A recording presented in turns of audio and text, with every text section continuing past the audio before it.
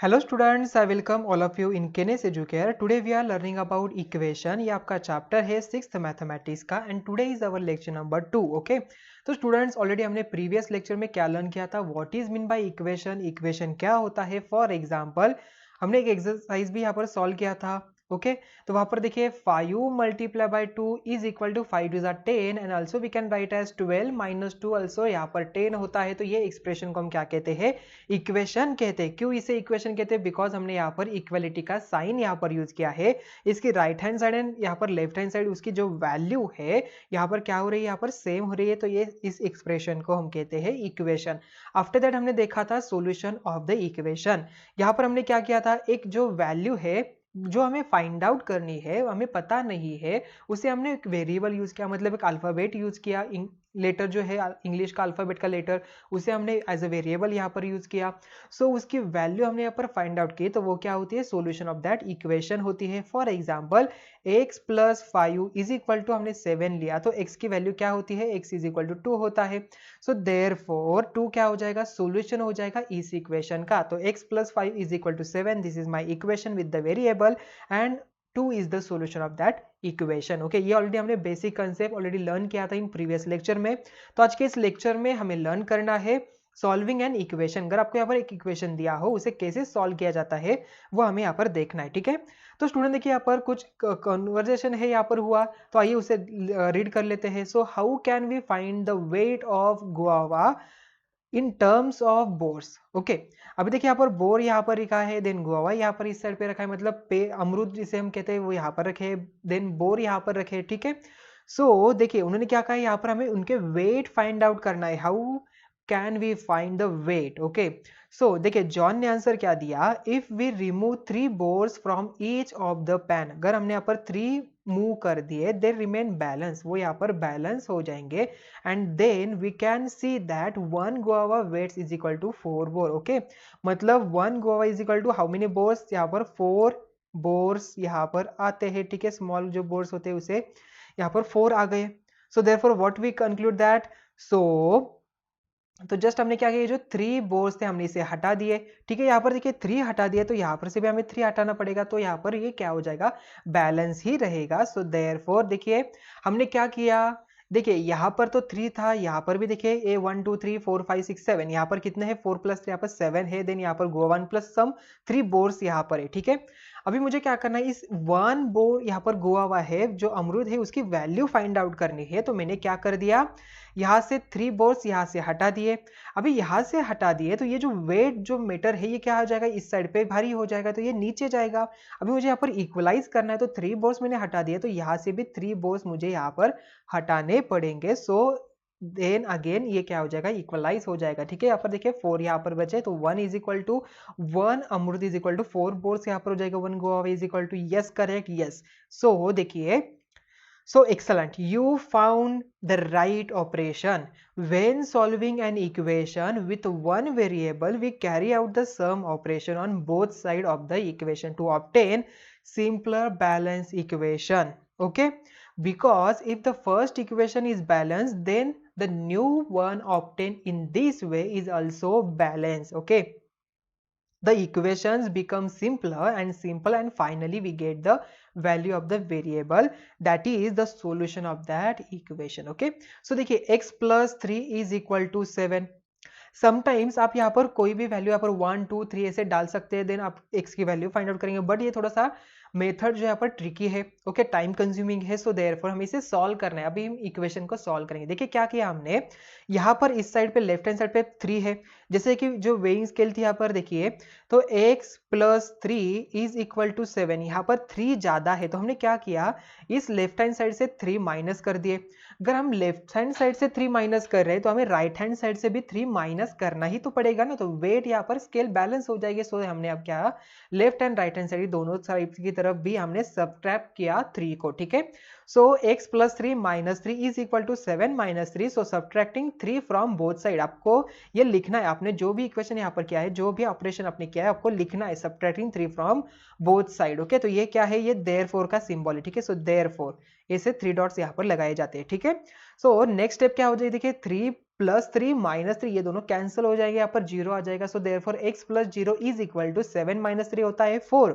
सो therefore देखिए x + 0 x ही हो जाएगा। So x is equal to क्या मिला हमें, 4 मिला। इसका मतलब 4 is the solution of that equation. आई बात समझ में? देखिए हमने आसानी से x की वैल्यू यहाँ पर फाइंड आउट की, ठीक है।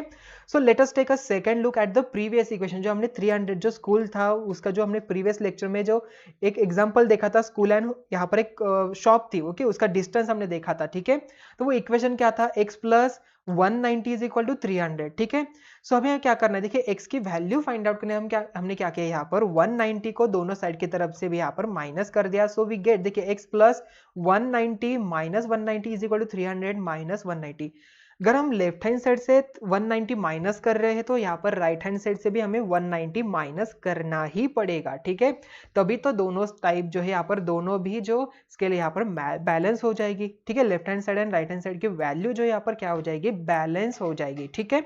So x + 190 - 190 both are the cancel, so we get the 0. x + 0 is equal to we get 110, okay। तो x + 0 इज इक्वल टू 110, तो x इज इक्वल टू क्या हमें मिला, 110 यहाँ पर मिला। So what we get the answer, x is equal to 110 यहाँ पर मिलता है, ठीक है। तो यहाँ पर सॉल्यूशन क्या बना इस इक्वेशन का, 110 इस इक्वेशन का सॉल्यूशन यहाँ पर बन गया। यस तो आपने यहाँ पर लिखना है subtracting 190 from the both side, जो भी आपने अपने ऑपरेशन किया है उसे आपको लिखना है, ठीक है। सो आइए देखते हैं next one. So let us solve some examples using the equation. आइए सॉल्व करते हैं।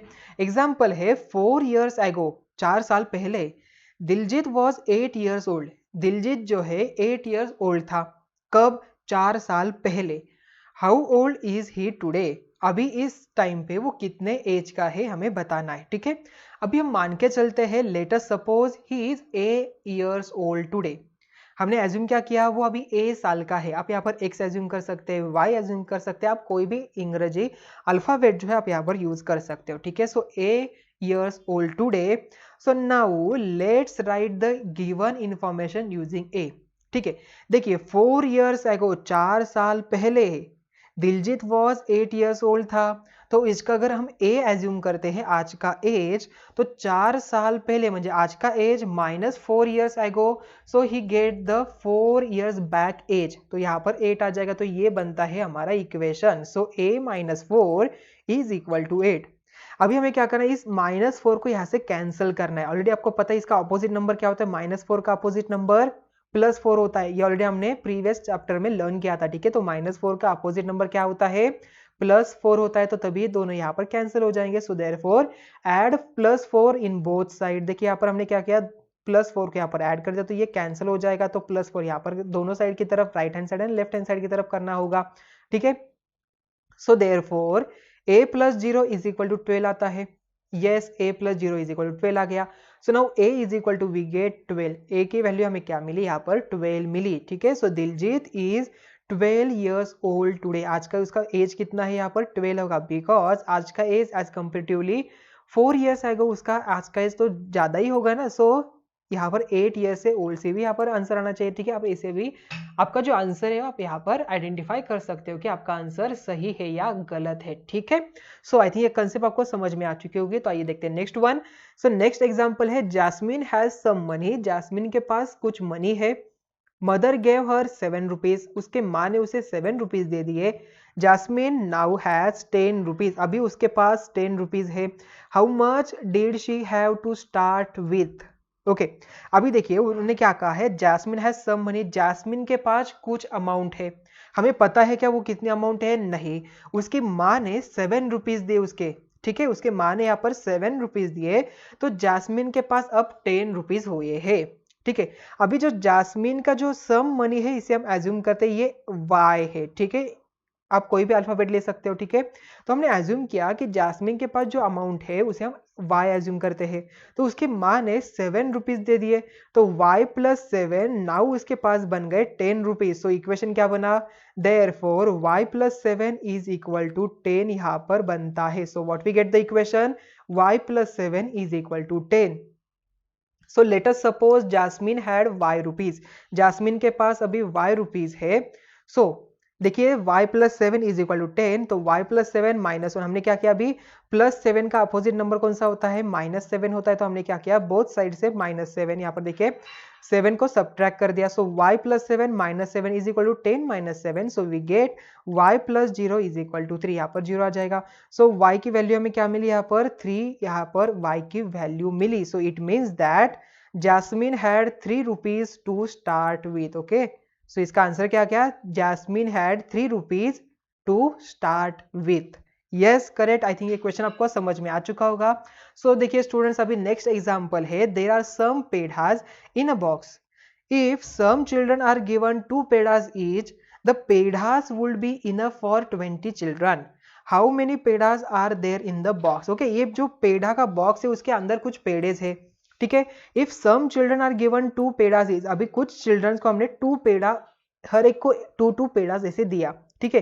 The pedas will be enough for 20 childrens. Okay, तो टोटल चिल्ड्रंस कितने हैं यहाँ पर, 20 चिल्ड्रंस है। अभी हर चिल्ड्रन को हम क्या कर रहे हैं, अभी 2 पेड़ास यहाँ पर दे रहे हैं। यस, तो यहाँ पर टोटल कितने चिल्ड्रंस है, तो okay, कितने पेड़ास इस बॉक्स में है हमें यहाँ पर आइडेंटिफाई करना है, ठीक है।